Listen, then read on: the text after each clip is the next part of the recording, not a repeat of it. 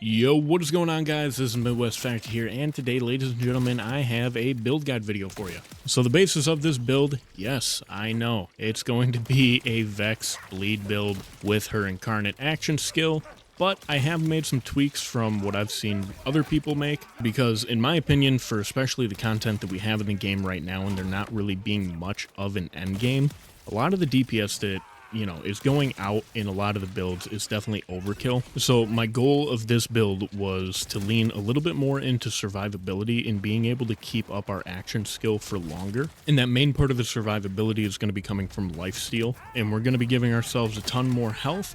And then on top of that, we're also going to be giving ourselves the ability to regen shields with lifesteal. So let's go over the skill tree real quick. So what we're looking at here is just a pretty standard, bleed, lifesteal type of setup for green tree. We're going to go leeching attunement. This is whenever we're using kinetic weapons, we're going to get lifesteal and reload speed. This is going to be great for Jacobs. Then we're going to be going bloodletter. This is the skill that applies bleed on critical hits. And then we're going to max out material components. This gives us increased kinetic damage and kinetic status effect damage. Now, bleed is a status effect, so this is going to be giving us just more powerful bleed effects. Then I decided to max out Grave Implements. This is just on kill, Vex, and her minions. We're not really going to be using minions. You gain increased gun damage for a duration. This can stack up to 3 times. But then we're going to go ahead and max out Grave Power. All of Vex's kill skills are going to gain increased max stacks. So we're actually going to be getting 6 stacks out of Grave Implements. Now we're going to go to the far bottom right and max out Grave Vitality. This is just going to be maximum health capacity and regeneration. This is really good for survivability. We're going to grab the Augment Grave Harvest. This makes it so when we're running around, any enemy we kill is going to drop a soul orb.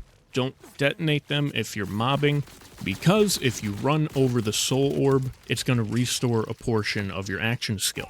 Next, we're putting 5 points into Essence Leech. This is going to give us 10% lifesteal and 20% lifesteal when we have Incarnate popped. And then for the last part of Green Tree, we're going to put 3 points into Blood as Power. We're going to be getting bonus kinetic damage with guns based on her current lifesteal when her health is full. And then we're going to grab the Heart Piercer Capstone here. This makes it so when we use our action skill, we're going to sacrifice a bit of life, but however much life we lose, we gain 150% of that back as bonus damage and healing. Then for our last 13 skill points here, I came over to Red Tree. What we're going to be doing for this is we're going to max out Grave Sustenance. This makes it so every single time we kill an enemy, we're going to restore 25% of our action skill duration. So as you're running through with your action skill popped, as long as you're killing things and making sure to pick up those orbs that they drop, you are never going to have to worry about your action skill running out. And then I decided to max out Enchantment. This is just going to give us even more bonus kinetic damage as long as our action skill is active. Now for the last 3, and then for the last 3 points here, I decided to put this into Sanguine Fiends over here in the blue tree. It's a kill skill that on kill Vex restores 12% health. I did this just to lean a little bit more into the survivability side of things. Alright, now to talk about specializations real quick, I think the biggest thing, especially for the whole bleed side of things, is going to be Contamination and Compounding Afflictions. Contamination is critical hits grant increased status effect application chance. This is just another way to guarantee those bleeds. And then Compounding Afflictions, enemies take increased damage for each status effect applied to them.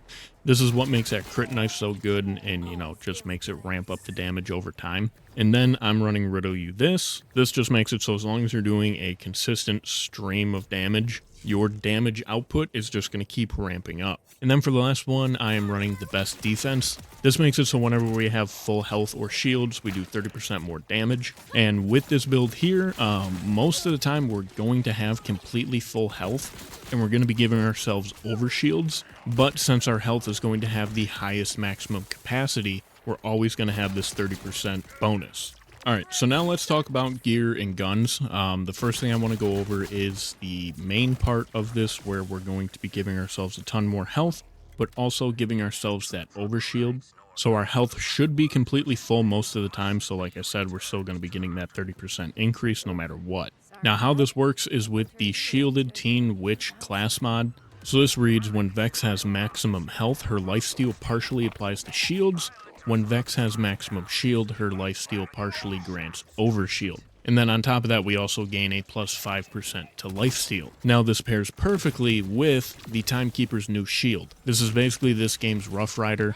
It says when equipped grants 7,436 maximum health, 372 health regeneration per second, and reduces damage taken by 33%. The trade-off is we do not get a shield with this, but because we don't get a shield, the lifesteal from the Teen Witch class mod that would go to a shield goes straight to an overshield. So basically this is just a really good way to give ourselves a bunch of damage reduction, always keep ourselves at full health, and also just having a ton of health overall. Alright, now for the enhancement, I'm using a legendary Jacobs. Now the roll I got on this one isn't the most ideal one, but I'm using this because of the two enhancements at the top there, not necessarily the stats. Guns with Jacob License Part gain a 40% chance to ricochet on non-critical hits, which is just a really nice quality of life. And then guns with Jacob License Parts have a 20% chance to grant a critical hit as well, so this is, even if you're not always hitting headshots, there's still somewhat of a chance you're going to crit, you know, even if it's a body shot.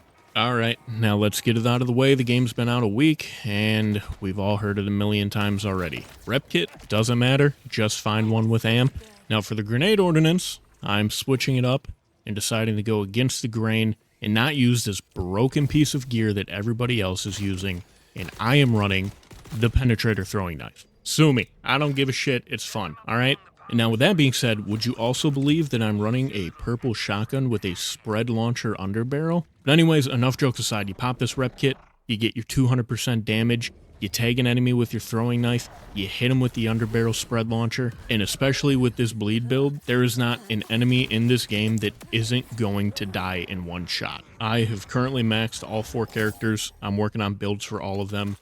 This is definitely the most just broken thing right now for speed farming, and in general I think it's the most comfortable, the most consistent. For speed farming and whatnot, you genuinely cannot go wrong with this. But now for the rest of the weapons. Mobbing, what is good, what is fun to use?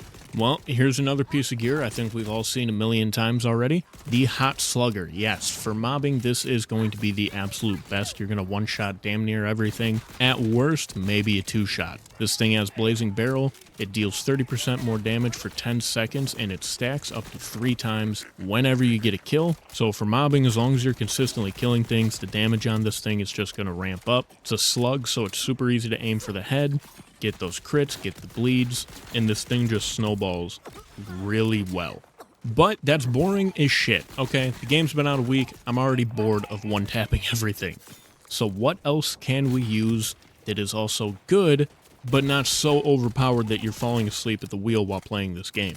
So for a shotgun, I would recommend the TK's Wave. We all know and love this thing.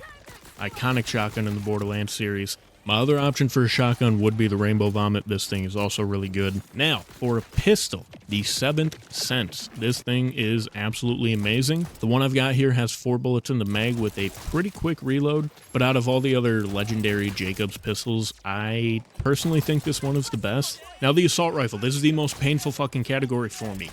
Why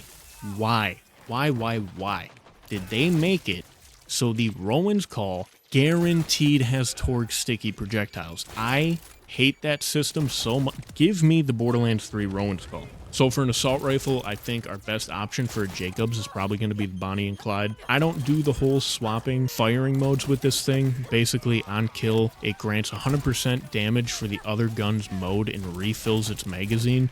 So instead of reloading, as long as you're getting a kill in between, you can constantly swap. You're going to be getting a damage buff, but to me, I feel like that's just a little too tedious. I just use this thing in its assault rifle form, and it's pretty good. It hits hard, shreds most things, so this would definitely be my recommendation here. Now, I'm not much of a sniper person, and generally in my 4th slot, I would run an SMG. With that being said, those purple Vladoff SMGs, if you can get one to drop with a Jacobs part on it, would be really good. All of mine are on other characters right now, so I'm running the Boomslang.